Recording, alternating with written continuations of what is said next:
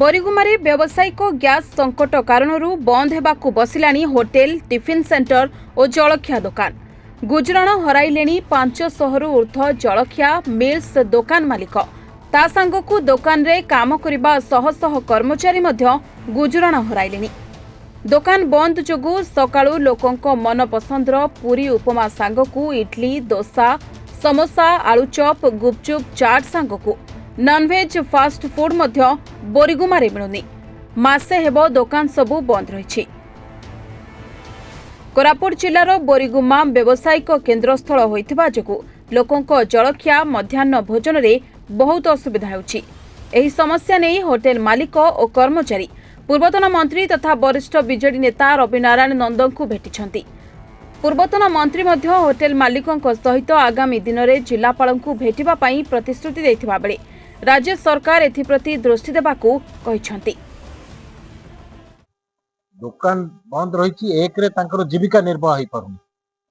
सेमाने वर्तमान तांको पिला छुआ खाइबे कोन स्कूल रे पाठ पढुचंती निजर जीविका निर्वाह करिबा पई निजर परिवार चलेबा पई सेमान को भीषण असुविधार सम्मुखीन होउचंती। सेमाने सम्मुखीन होउचंती निजे ता बादे जो लोक भी आसुचंती बोरिगुमारे सेमाने खाइबाकू भी पाउना। एक कथा केवल बोरिगुमारे होची एक कथा नु एक कथा जयपुर भी होची कोटपाड़ रे एवं नवरंगपुर रे भी मु अवश्य मोर विशेष धारणा नहीं किंतु बोध हुए एभली परिस्थिति रही। इलीगल वे रे भी गैस चाहूना लीगली जो बड़ी भाव रे सेमान को गैस की मिली पारे एक कथा सेमाने चाहू। मूल कथाटा हला होटेल चलिबा पई गैस रो आवश्यकता एवं साधारण जनता को खाइबा बिक्री करिबा पई गैस रो आवश्यकता रांधिबा पई। तेणु ये आवश्यकता को पूरण करने पर सरकार तत्पर हवा आवश्यक। सरकार एवं जिलापाल तत्पर हवा आवश्यक। एक बर्तमान साधारण जनता अनुभव करुचंती। तेणु मु एवं आमे समस्ते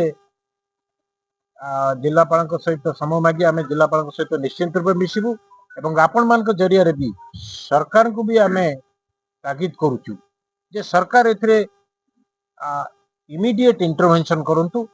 कमर्शियल गैस एमान को किभली भाव में मिली पारिबो एवं एमाने एमानकर दुकान चलै परिबे एवं आपनकर साधारण जनता जेंति भोकरे के न रुहंती एवं एमाने भी एमानकर परिवार निर्वाह करि पारंती।